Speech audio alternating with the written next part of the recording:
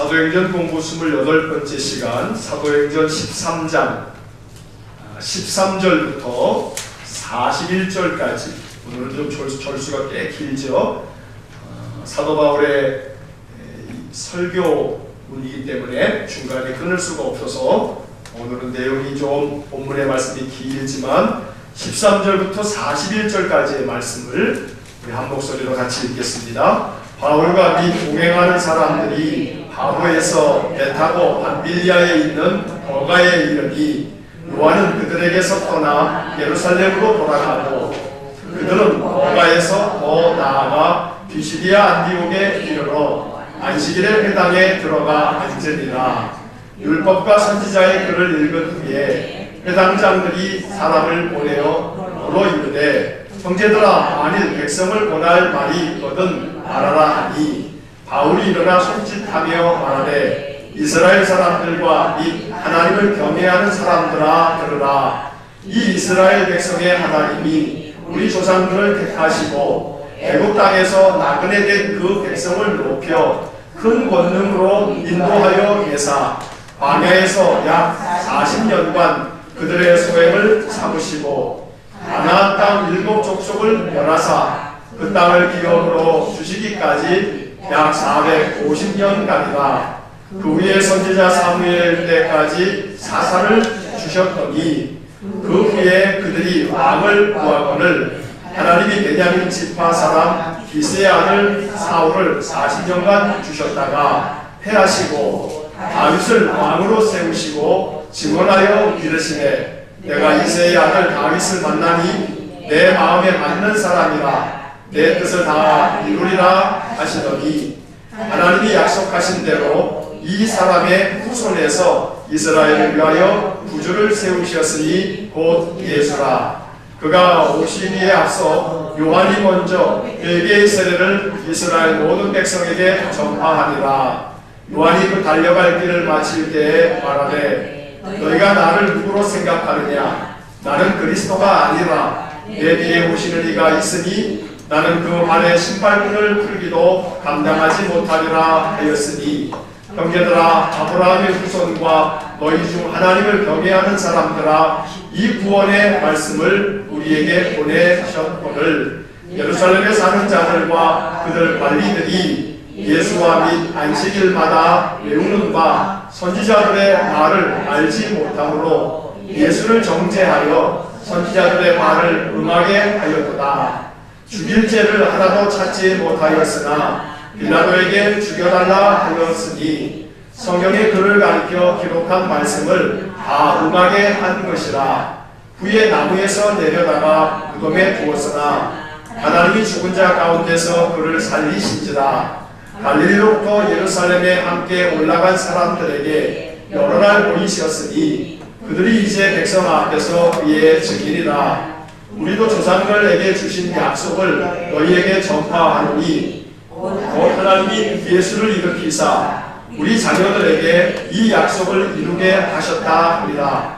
시편 2째 편에 기록한 바와 같이 너는 내 아들이라. 오늘 너를 낳았다 하셨고 또 하나님께서 죽은 자 가운데서 그를 일으키사 다시 썩음을 당하지 않게 하실 것을 가르쳐 이르시되 내가 다윗의 거룩하고 이쁜 은사를 너희에게 주리라 하셨으며 또 다른 시편에 일렀으되 주의 거룩한 자도 썩음을 당하지 않게 하시리라 하셨느니라. 다윗은 당시에 하나님의 뜻을 따라 섬기다가 잠들어 그 조상들과 함께 묻혀 썩음을 당하였으되 하나님께서 살리신 이는 썩음을 당하지 아니하였나니 그러므로 형제들아, 너희가 알 것은 이 사람을 힘입어 죄사함을 너희에게 전하는 이것이며 또 모세의 율법으로 너희가 의롭다 하심을 얻지 못하던 모든 일에도 이 사람을 힘입어 믿는 자마다 의롭다 하심을 얻는 이것이라. 그런즉 너희는 선지자들을 통하여 말씀하신 것이 너희에게 미칠까 삼가라. 일러스되 보라, 멸시하는 사람들아, 너희는 놀라고 멸망하라. 내가 너희 때를 당하여 한 일을 행할 것이니 사람이 너희에게 일러줄지라도 도무지 믿지 못할 일이라 하였느니라 하리라. 아멘.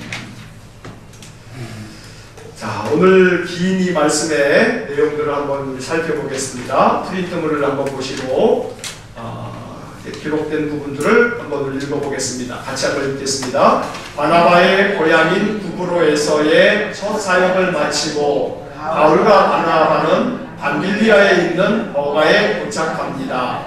그런데 그곳에서 어떤 일인지는 알 수 없으나 함께 동행했던 마가 요한이 그들을 떠나 예루살렘으로 돌아가는 일이 벌어졌습니다.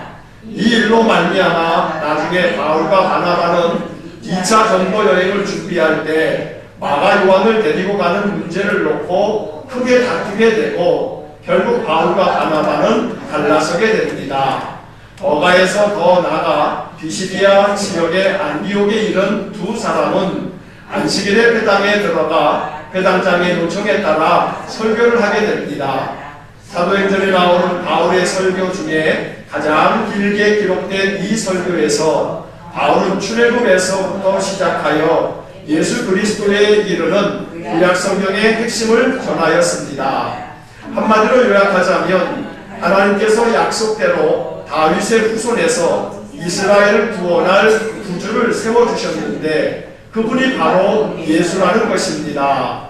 이 예수께서 죄 없이 정죄를 받아 죽임을 당했으나 하나님께서 죽은 자 가운데서 살리셨고 우리는 예수를 힘입어 죄사함을 얻으며 의롭다 하심을 얻게 된다는 것입니다. 자, 이게 사도행전 공부가 오늘 28번째 시간인데 여러분들 프린트물을 구멍을 제가 이렇게 뚫어드리죠? 잘 모으고 계시나 모르겠어요. 예, 문방구에 가면 이렇게 구멍 3개짜리가 있어요. 이렇게 차곡차곡 모으시면 그만큼 좋은 그러한 자료가 돼요. 특히나 이제 그 앞부분에 1번, 2번 번호 들어가기 전에 그 앞에다가 제가 이렇게 쭉 정리를 해놓은 부분들이 사도행전의 그 부분들을 우리가 이제 그 흐름을 이해할 수 있는 그런 글들이 되니까 그 내용을 잘 이해하시면 좋겠습니다. 자, 사도 바울이 바나바와 함께 안디옥 교회의 파송을 받아서 전도여행을 떠나죠. 자, 전도여행의 이제 첫 번째 도착지는 지난주에 공부한 걸 다시 정리하면 안디옥에서 실루기아를 떠나서 배 타고 구브로라고 하는 섬에 갔죠. 자, 이 구브로라고 하는 이 섬은 누구의 고향이라고 했습니까? 자, 이 구브로라고 하는 곳은 바나바의 고향이었습니다. 자, 이 바나바의 고향인 이 구브로에서 살람이라고 하는 곳에서 이 박수, 엘루마 이름이 누구였어요? 바예수를 만나죠. 바예수. 이름은 예수의 아들이지만 이 바예수가 이 구브로 섬의 총독이었던 서기오 바울이 이 사도 바울과 이 바나바의 설교를 듣고 말씀을 자꾸 받으려고 하니까 방해를 하다가 결국 뭐가 돼버려요? 맹인이 돼버리지 않았습니까? 자, 그래서 한동안 보지 못하는 그런 일이 있었고, 자, 바예수에서 그 다음에 어디로 갑니까? 바보로 가요, 바보로. 자, 이 바보에서 이 구브로 섬의 로마의 총독이었던 서기오 바울. 자, 이 서기오 바울이라고 하는 이 사람의 아마도 이름에서부터 바울이 자기 이름을 어려서부터 사용했던 그 유대식 이름 바울이라고 써야겠다 하는 그런 마음을 먹었던 것 같단 말이에요. 여기서 이름이 이제 바울이라고 하는 이름으로 이제 변화가 돼서 사도행전에 나오죠. 자, 이 서기오 바울이라고 하는 이 총독이 사도 바울과 바나바의 설교를 듣고 회심을 하게 됩니다. 그래서 이 구브로 지역이 나중에 AD 500년까지를 일컬어서 초대교회라고 말하는데 325년에 니케아라고 하는 곳에서 첫 번째 그 당시 전 세계 교회가 모여서 회의를 할 때 이 구브로 지역에 있는 이 교회의 대표가 3사람이나 참석했다. 그만큼 이 구브로 지역이 초대교회에 아주 그 바울의 선교를 받고 이 기독교 신앙이 아주 든든하게 세워진 지역이다 하는 말씀들을 드렸습니다. 자, 이 구브로 섬에서 이 바보에서의 선교를 마치고 그 다음에 이제 떠납니다. 이제 오늘 이야기가 이제 그렇게 되는데 이제 여러분들 그 앞에 지도를 보시면 조금 흐려서 보시기 좀 불편하긴 하지만 자, 바보에서 이제 이 터키 땅으로 갑니다. 이 터키 땅, 이렇게 터키 땅이 있는데, 자, 그 터키 땅 남부 지역에 아탈리아라고 하는 그 도시가 나오지만 성경에는 그 이름이 없죠. 그래서 버가로 들어가게 됩니다.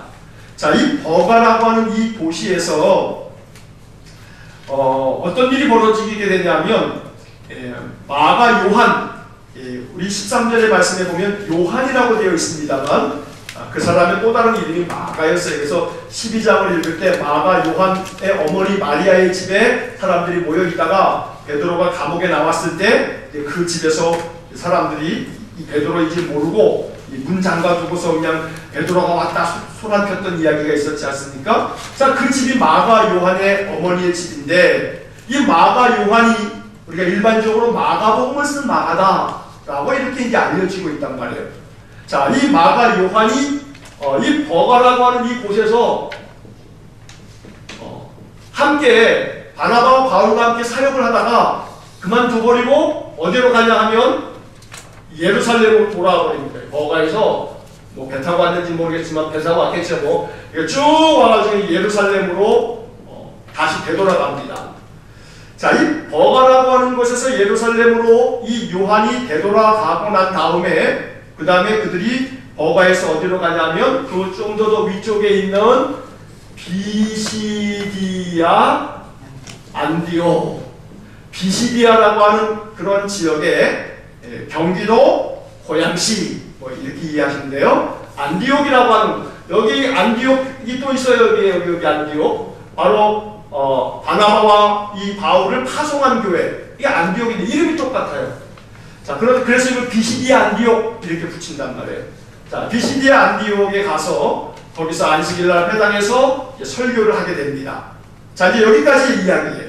그러니까 크게는 안디옥에서 파송받아서 1차 전도 여행의 이제 시작입니다. 안디옥에서 파송받아서 어디로 갑니까? 구브로라고 하는 섬에 살람이라고 하는 곳에서 바보로 이동을 해서 바보에서 버가로 갔다가 버가에서 비시디아 안디옥까지 간다는 거예요.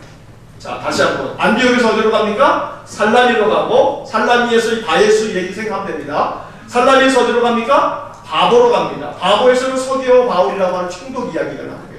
자, 바보에서 어디로 가냐면 버가로 가고, 버가에서는 마가 요한이 예루살렘으로 되돌아가고, 그리고 버가에서 비시디아 안디옥으로 가서 여기서 바울의 설교가 이루어지게 됩니다. 매우 귀한 설교가 이루어지는데, 이 비시디아 안디옥에서 행했던 오늘 우리가 길게 읽었던 설교는 사도행전에서도 보기 드물게 복음의 핵심을 잘 전하고 있는 굉장히 복음적인 설교입니다.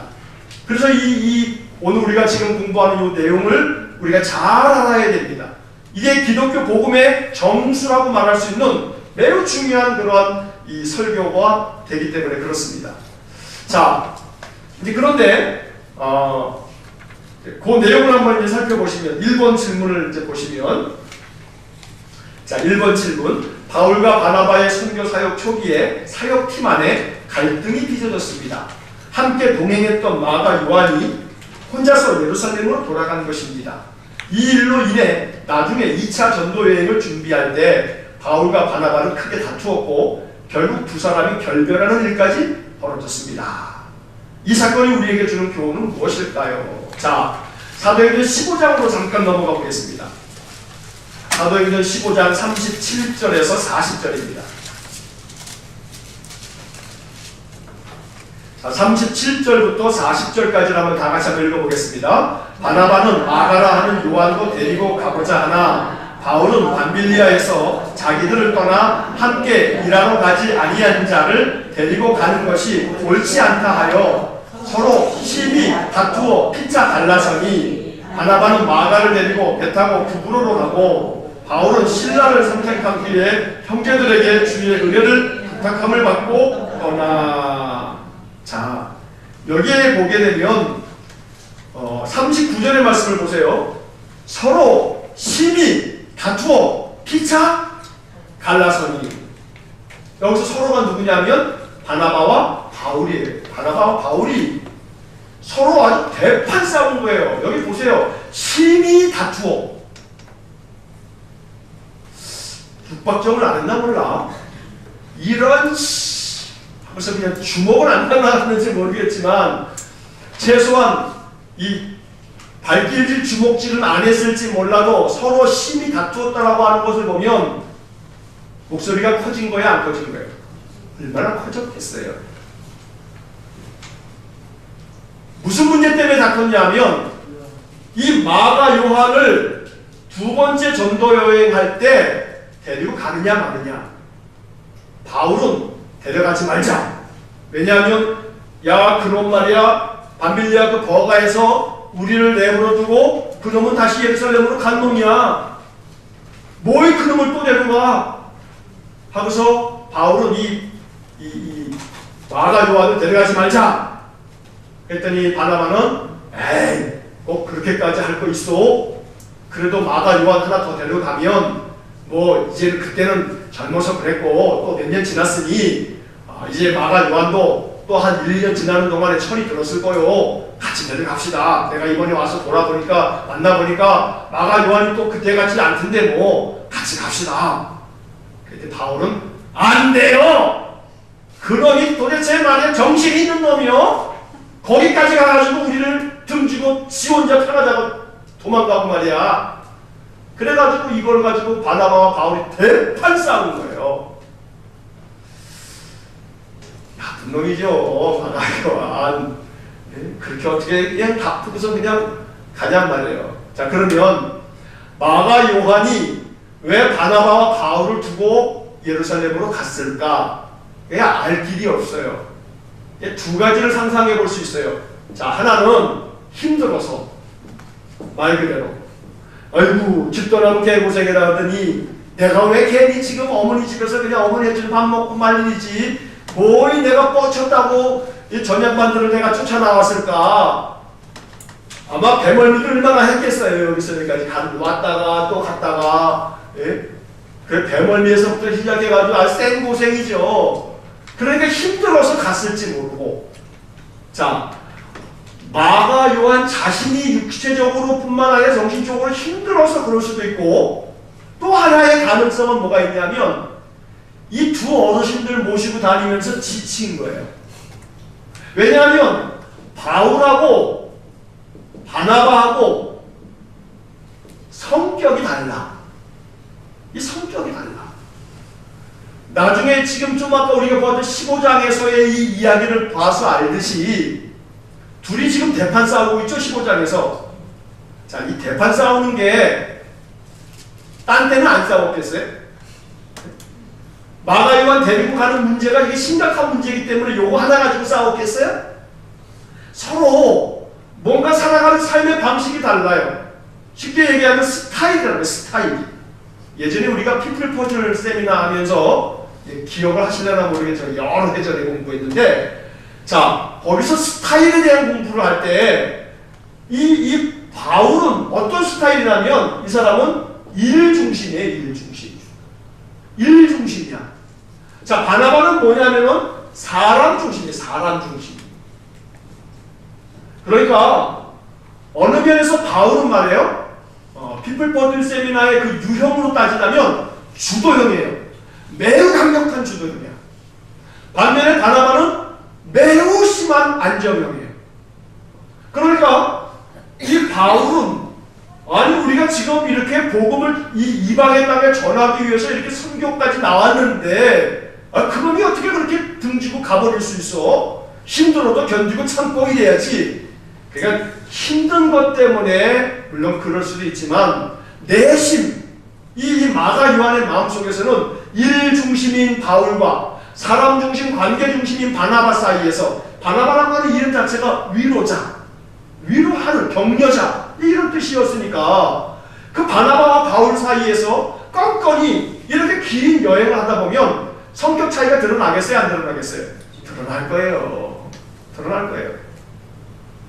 제가 전에도 한번 말씀드렸습니다만 작년에 제가 저희 뭡니까 라오스에 일주일 동안 그 선교사 친구가 있어서 방문을 할 때 저희 신학교 친구들 저까지 포함해서 4명 이렇게 같이 나머지 3명이 같이 갔죠. 거기 선교사 친구까지 5명이 이제 동행하면서 일주일을 다니는데 3, 4일 지나고 난 다음에 목요일날 밤에 금요일날 돌아오는 건데 비행기 타고 목요일날 저녁에 대판 싸웠다는 거 아닙니까? 이 목사들 5명이서.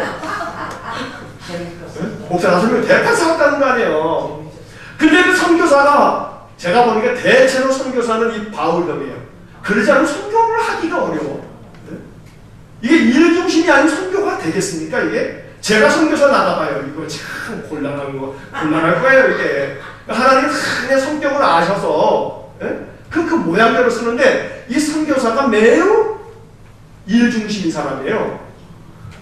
그런데, 바나바보다도 아주 신중형의 친구가 한 목사님이 계셨어요. 그러니까 일주일 동안 다니면 상처를 너무 많이 받는 거야. 그냥 말 한마디 한마디가 상처야. 이 선교사는 그냥 쉽게 툭툭 얘기하는데, 이 신중형의 이 목사, 내 친구 한 사람은 마음에 상처를 받은 거예요. 이게 쌓이고. 그래가지고, 목요일날 저녁에, 그 강가 옆에서, 무슨 강이었던가, 그게. 그 강가 옆에서 밤새도록 새벽 5시까지 싸웠어요. 밤 꼴딱 세웠어요. 뭐, 그냥, 싸우다 보니까 30년 전에 신학교 때 기분 상했던 가지 얘기 나오더라고. 와, 참말로. 그러니 같이 이게 하루 이틀도 아니고 일주일, 2주일도 아니고 몇 달, 1, 2년, 근 2년 동안에 이 사역이 이루어지는 건데 여기까지 갈 때는 2년까지는 아니어도 적어도 몇 달 걸렸는데 이게 얼마나 마가 요한이 스트레스 받겠어요. 이 두 스타일이 다른 어르신 모시고 다니면서. 그러니까 어떤 점에서는 이걸지 아니면 이게 두 개 다일지는 몰라요. 성경에 근거가 없으니까 알 수는 없어요. 그냥 추론해 보는 거예요. 어쨌든 마가 요한이 온 것 자체는 부적절하죠. 자, 그러면 여기서 가만히 보게 되면 동역이라고 하는 것이 너무나 힘든 거예요. 함께 일한다라고 하는 것이요, 이게 참 어려운 문제예요. 함께 일하려면 마음이 다 내 마음 같아요? 아니면 나와 달라요? 다 다르죠. 그러면 함께 일하려면 내가 저 사람에게 맞추려고 해야 되는 거예요. 네가 나한테 맞춰, 이씨. 이제 이렇게 되게 되면 동역이 깨져요. 동역이 되어주려면 내가 저 사람에게 맞추고 내가 저 사람에게 좀 더 양보하려고 하는 그런 마음이 없으면 이 동역이 안 되는 거예요. 그러니 하나님께서는 우리가 하나님의 동역자로 우리를 부르셨거든요. 우리가 늘 이 동역자 의식, 함께 일하는 그러한 사람으로서 늘 나 자신을 다른 사람에게 늘 맞추려고 하는 그런 삶이 필요해요. 물론 대부분의 사람들은 얼굴 나만 맞추냐 이런 마음이 들어요. 왜? 평생 내가 사람만 맞춰왔기 때문에. 특히나 우리 한국적인 상황에서 이제 우리 여자 성도님들은 맨날 집안에서 그놈의 그 씨 있잖아요. 그놈의 인간한테 맞추느라고 참 이게 맺힌 게 많은데 또 이런 얘기를 들으면 속상하게 나만 맞추냐 그놈의 인간도 맞춰야지 이런 마음이 든다 이 말이에요. 맞아요. 그러니 교회 와서 말씀을 더 많이 들어야 될 인간은 여성이 아니라 남성인데 어느 남성들이 말씀을 안 들어. 걱정하지 마세요. 그래서 고놈의 남성들이 지옥 갈 가능성이 훨씬 더 높아요. 까딱하면 여러분들은 나중에 고놈의 인간하고 영원히 떨어져 살게 될 수 있을지도 몰라. 고놈은 지옥에서, 나는 천국에서. 아이고, 그래도 미운정 든 것이 있는지 어떡하면 좋아. 그럼 빨리 구원 얻도록 복음을 전해야 돼. 빨리 구원 얻도록 복음을 전해야 돼. 어찌됐든 간에 동역이 어렵다. 내가 저 사람에게 맞추려고 하는 그런 마음이 아니고서는 이게 어렵다. 또 상호 보완적인 그런 협력을 이루어 가는 것이 정말로 필요한데 이거 참 어렵다. 자, 두 번째 질문 그 뒷페이지에 보시게 되면 버가를 지나 160km 이상 북쪽에 위치한 비시디 안디옥에 도착한 바울과 바나바는 안식일에 그곳의 회당에서 설교를 할 기회를 얻게 되었습니다. 16절에서 23절까지의 내용에 등장하는 봉사를 중심으로 말씀의 요점을 간추려 보세요. 자, 16절에서 23절까지를 한번 여러분들 다시 한번 보세요. 자, 보시면서 거기에 봉사 아시죠? 명사가 아니고 봉사. 자, 그 동사를 보시면 한 10개 정도의 동사가 있어요. 10개 정도의 동사가 나오는데, 자, 한번 여러분 펜으로 한번 밑줄을 한번 그어보세요. 이게 안 펴지네. 잠깐만요. 자, 동사를 한번 찾아서 밑줄을 한번 그어보세요.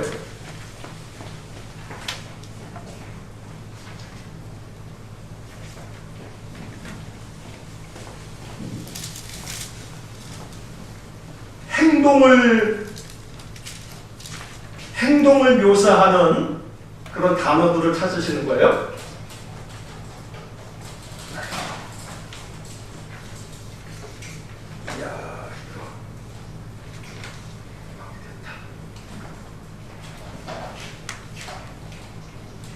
자, 한 10개쯤 나옵니까?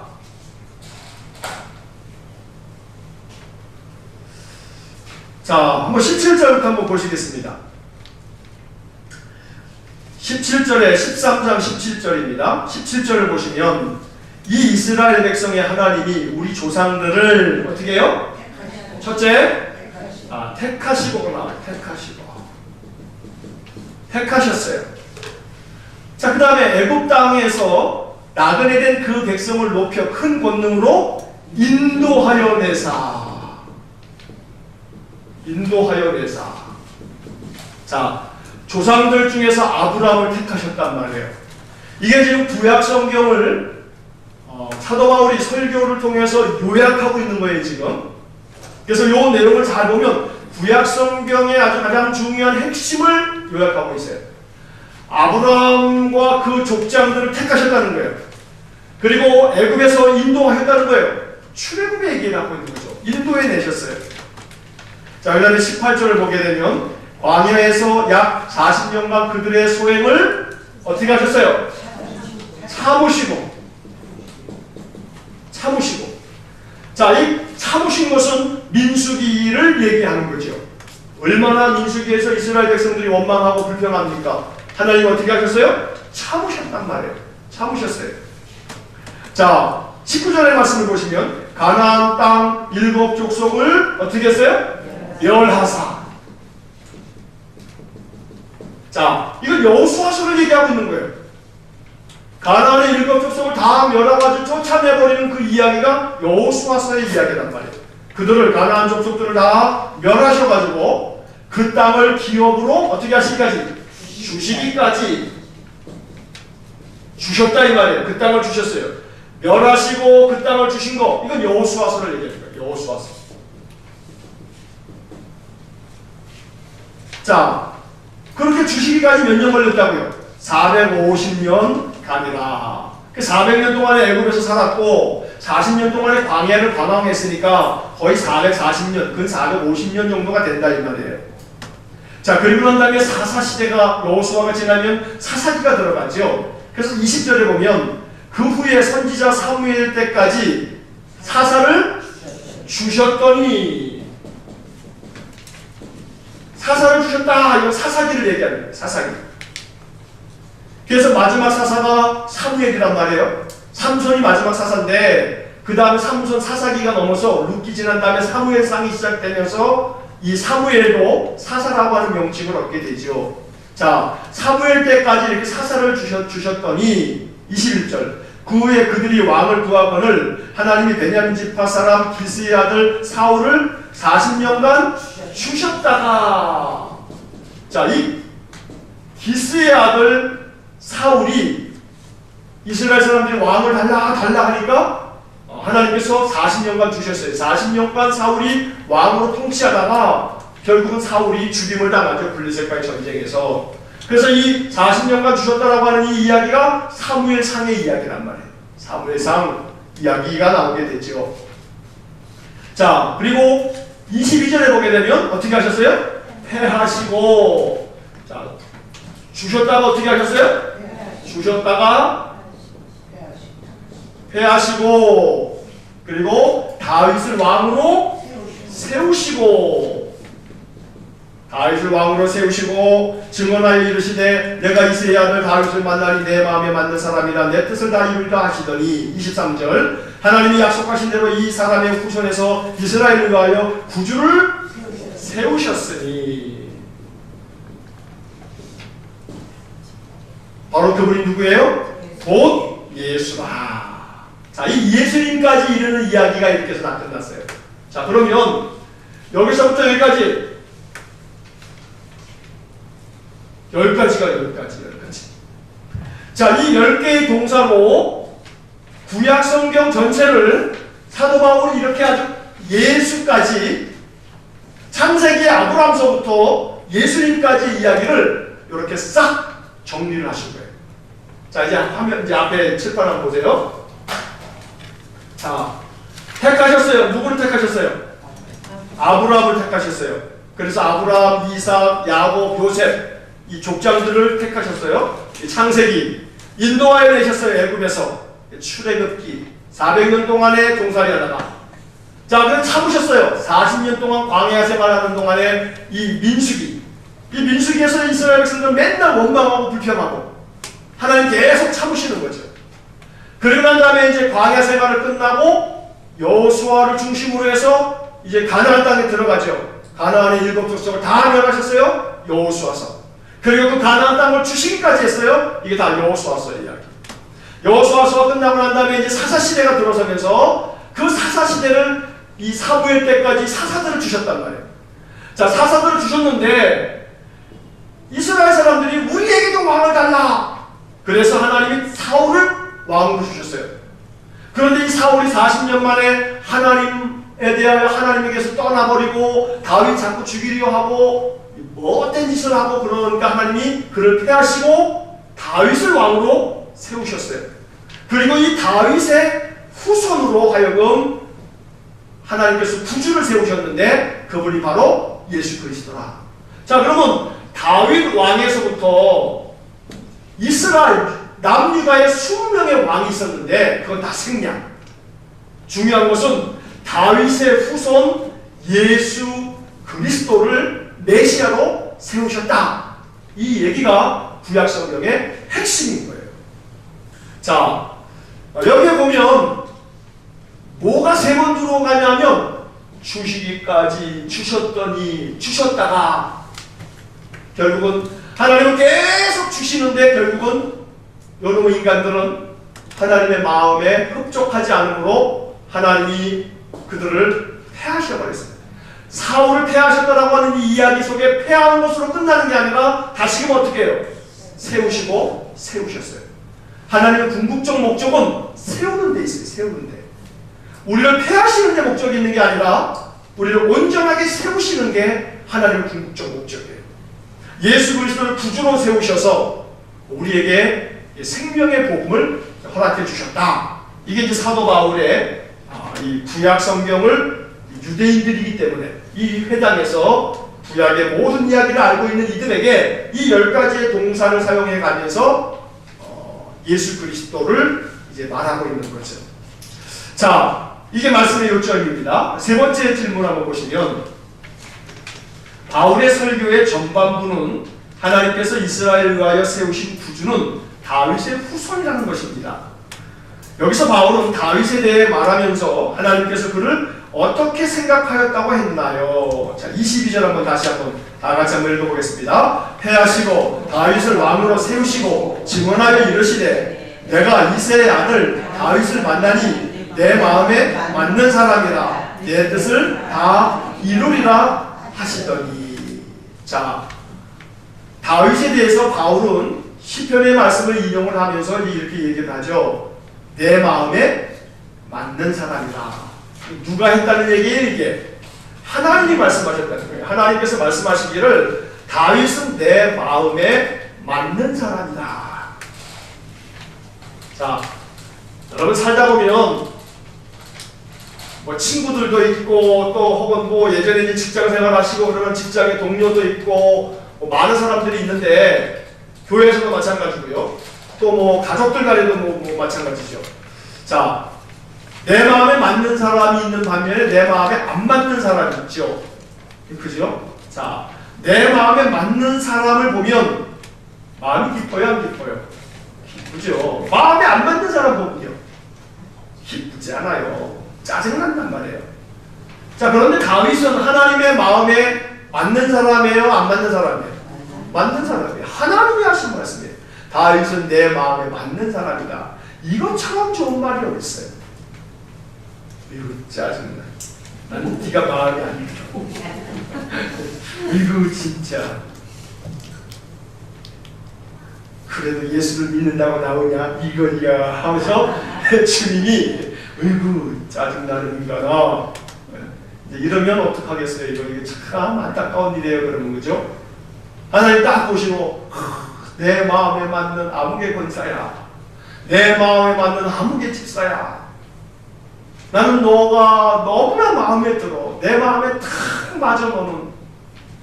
이런 이야기를 들으면 얼마나 좋겠어요.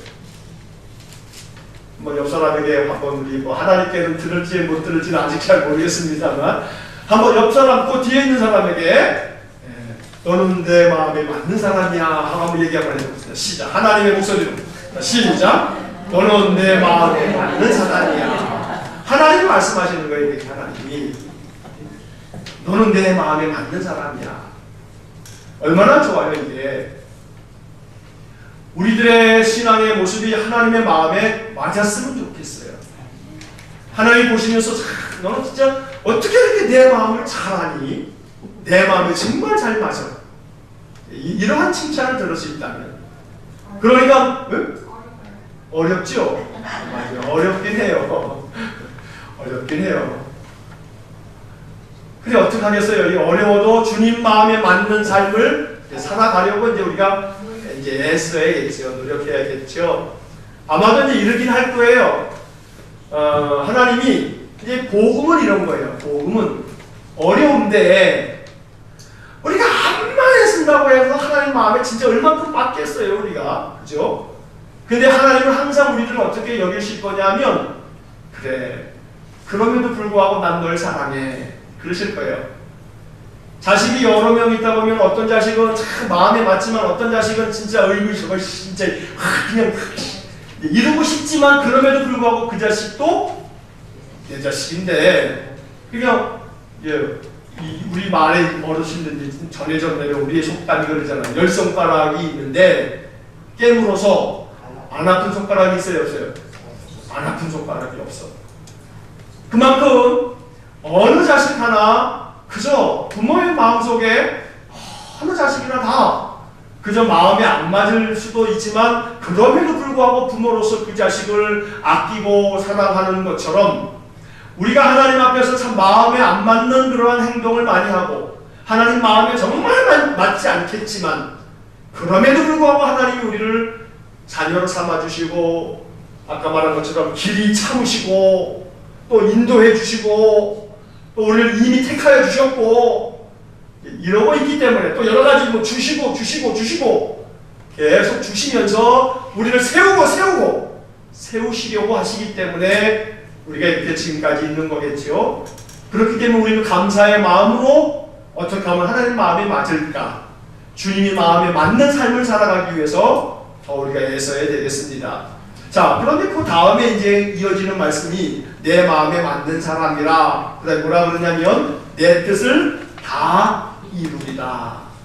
이게 참 기가 막힌 말씀이에요.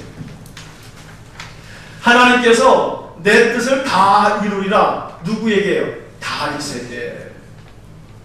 내가 다윗의 인생 속에 나의 뜻이 다윗을 통해서 이루어지게끔 하겠다. 이렇게 말하는 거예요. 그 중에 제일 큰 게 뭐냐면 다윗의 후손을 통하여 메시아가 나오게 하시는 거예요. 이게 어마어마한 축복인 거예요. 그러니까 마태복음, 신약 성경을 시작하는 마태복음 1장 1절에서 어떻게 시작하냐면 아브라함과 다윗의 자손 예수 그리스도의 세계라. 이 다윗이 바로 예수의 조상으로 아브라함과 다윗의 자손이라고 말한단 말이에요. 그리고 나중에 복음서에 보게 되면 마귀들도 예수님에 대해서 뭐라고 얘기하냐면 다윗의 자손은 예수시여 이렇게 얘기한단 말이에요. 다윗의 자손으로 알고 있단 말이에요. 귀신들도 말해요. 그러니 내 뜻을 다 이루리라 하시는 말씀은 다윗의 마음이, 다윗이 하나님 마음에 얼마나 마음에 기뻤던지, 내가 너의 후손에게서 메시아, 내 아들을 너의 후손 가운데 보내겠다. 대단한 영광이죠. 지금도 이스라엘 국기 안에 이렇게 있잖아요. 국기 안에 이렇게 파란 색깔 보면 줄이 이렇게 있고, 그 안에 있는 이 별을 뭐라고 그래요? 다윗의 별이라고 하고, 다윗의 별이라고. 아브라함의 별이라고 안 하고 다윗의 별이라고 한단 말이에요. 이스라엘 사람들은 자신들의 조상의 아버지는 아브라함이라고 말하지만, 자신들의 이스라엘 나라의 가장 영광스러웠던 때가 언제냐면 다윗의 때란 말이에요. 다윗의 때. 그만큼 하나님은 다윗이 너무나 마음에 맞으셨기 때문에 다윗에게 한량없는 은혜를 부어주셨다는 겁니다. 우리가 하나님의 마음에 맞으면 하나님 우리에게 놀라운 축복을 내려주실 겁니다. 자, 네 번째 내용을 보시면, 바울은 드디어 예수 그리스도께서 하나님이 약속하신 메시아이심을 증거합니다. 26절에서 31절을 보면 설교의 중심이 두 가지 사건에 집중되어 있음을 알 수 있습니다. 그것은 무엇인가요? 자, 여기 내용을 보시게 되면 27절 말씀을 한번 보겠습니다. 27절과 28절 이렇게 내용을 보면, 예루살렘에 사는 자들아, 그들 관리들이 예수와 및 안식일마다 외우는 바 선지자들의 말을 알지 못함으로. 자, 보세요. 안식일마다 너희들이 와가지고 뭐 선지자들의 말씀들을 외우기는 하지만, 그거 외워봤자 니네들 다 헛수고가 돼버려가지고 선지자들의 말을 네가 외우고는 있지만 그 뜻을 제대로 알지 못함으로 어떻게 됐냐면 예수를 정죄했다. 이렇게. 이 설교의 가장 중요한 이제 이 포인트는,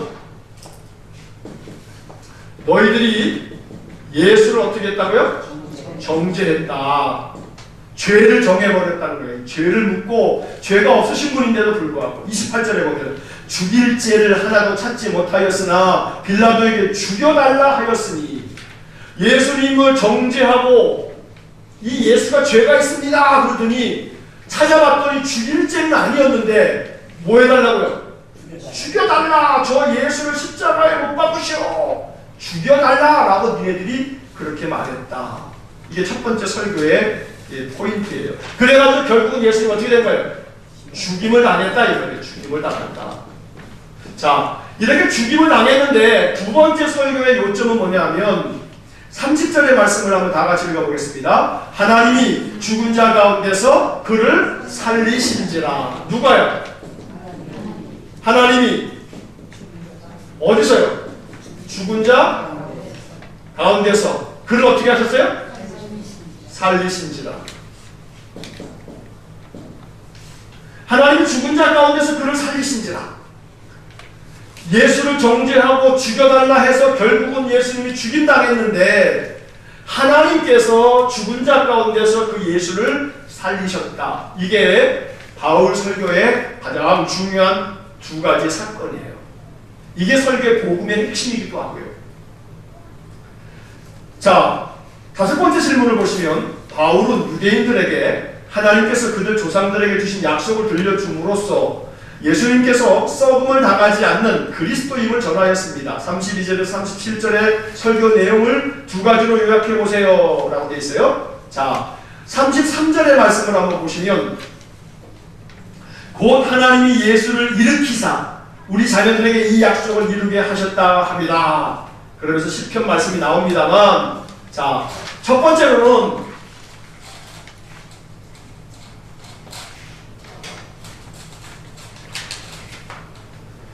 하나님이 예수를 어떻게 했다고요?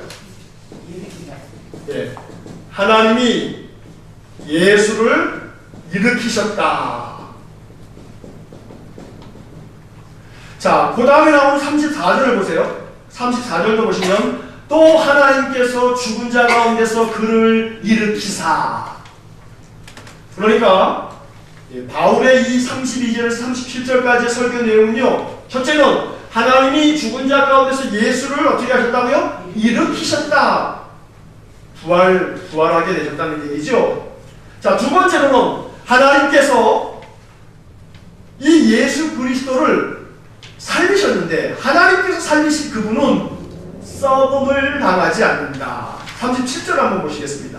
37절에 다 같이 읽겠습니다. 하나님께서 살리신 이는 썩음을 당하지 아니하였나니. 자, 하나님이 살리신 이는 뭘 당하지 않아요? 썩음을 당하지 않는다 이 말이에요. 자, 이게 이 32절에서 37절까지 나오는 설교의 두 가지 포인트예요. 이걸 설명하려고 시편의 이야기를 이렇게 덧붙여서 설명하고 있습니다만, 하나님이 예수를 죽은 자 가운데서 일으키셨다. 그리고 하나님께서 살리신 이 예수님은 썩음을 당하지 않는다. 너희들이 그토록 위대하게 생각하는 다윗은 썩었지만 이 예수님은 썩음을 당하지 아니하고 다시 부활하신 분이시다 라고 하는 것이 바울 설교의 두 번째 이 중요한 또 초점이란 말이에요. 자, 마지막으로 이제 여섯 번째 질문을 보시게 되면, 바울은 설교 후반부에서 복음의 기본 진리를 집중적으로 이제 이야기를 합니다. 이게 이 바울 설교의 가장 중요한 핵심이에요. 38절과 39절입니다. 자, 38절부터 한번 읽어보겠습니다. 그러므로 형제들아, 너희가 알 것은 이 사람을 힘입어 죄사함을 너희에게 전하는 이것이며. 자, 4번, 5번, 6번은 이렇게 두 가지씩 답을 우리가 정리를 하시는 건데, 자, 이 38절에서 이제 바울 이 설교의 이 복음의 기본 진리, 복음의 핵심 두 가지를 말하고 있어요. 자, 첫째는 이 사람을 힘입어 어떻게 됐다고요? 죄사함을 얻는다. 죄사함을 얻는다. 자, 또한 이 사람을 힘입어 39절을 이제 39절 한번 다 같이 읽어보겠습니다. 또 모세의 율법으로 너희가 의롭다 하심을 얻지 못하던 모든 일에도 이 사람을 힘입어 믿는 자마다 의롭다 하심을 얻는 이것이라. 자, 이 사람을 힘입어 어떻게 된다고요? 의롭다 하심을 얻는다 이 말이에요. 자, 이게 바울 설교의 핵심이고 기독교 복음의 핵심이에요.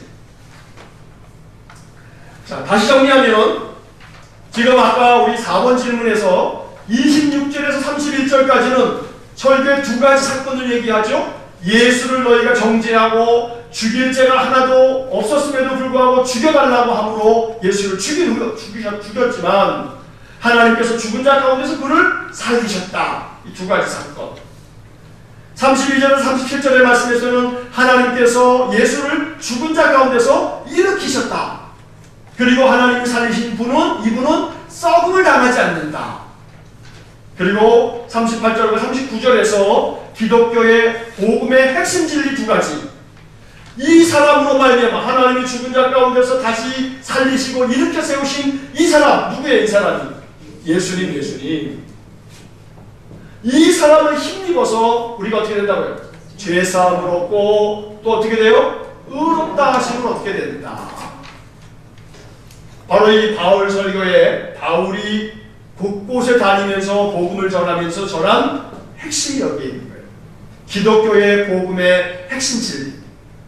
이 사람을 힘입어, 이 사람이라고 말했지만 예수로 말미암아 예수를 힘입어 우리가 뭘 받아요? 죄사함을 얻고 의롭다 하심을 얻는 거예요. 그래서 하나님 나라 백성이 되어지는 거죠. 이것이 기독교 복음의 핵심이에요. 핵심. 복음의 피예요. 자, 오늘은 이제 여기까지의 내용을 이렇게 우리가 이제 공부를 하면서 사도 바울은 아주 복음의 정수, 복음의 핵심을 아주 관통하는 진리를 알고 있는 사람이에요. 그래서 그가 가르쳐주고 있는 이 사도행전에서의 여러 편의 설교도 그렇고, 이 설교는 물론 이제 사도행전의 이 설교는 사도 바울의 전도의 여행의 일정을 주로 담고 있기 때문에 사도 바울의 가르침을 다 담고 있지 못하지만 우리는 로마서라든가 또 빌레몬서까지 이르는 모든 사도 바울의 13권의 서신을 통해서 바울의 그 기독교 진리를 우리가 배우게 되는 거죠. 자, 그런 점에서 그것에 가장 엑기스를 모은다면 이렇게 정리가 될 수 있는 거예요. 예수 그리스도를 힘입어서 우리가 죄사함 받고 예수 그리스도를 힘입어서 우리가 의롭다함을 얻는 거다. 이것이 우리의 신앙의 가장 근간과 핵심이란 말이에요. 우리가 죄사함을 얻음으로 의롭다 하심을 얻음으로 하나님 자녀로서 하나님의 영광의 자리에 이르게 될 줄로 믿습니다. 자, 오늘 이 본문의 말씀들을 한 가지 한 가지 우리가 이 사도 바울이 이 구약의 이야기를 통해서 하나님이 그들에게 예수를 주실 때까지 그 조상들에게 어떻게 은혜를 주셨는지 10가지의 동사를 우리가 통해서 또 살펴봤고, 또 마가 요한이 되돌아오는 이 이야기를 통해서 동역의 문제를 생각해 봤습니다.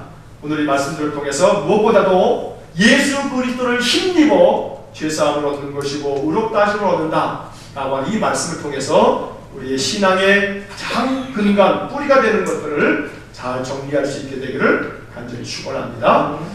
이 시간 우리 함께 같이 기도하시겠습니다.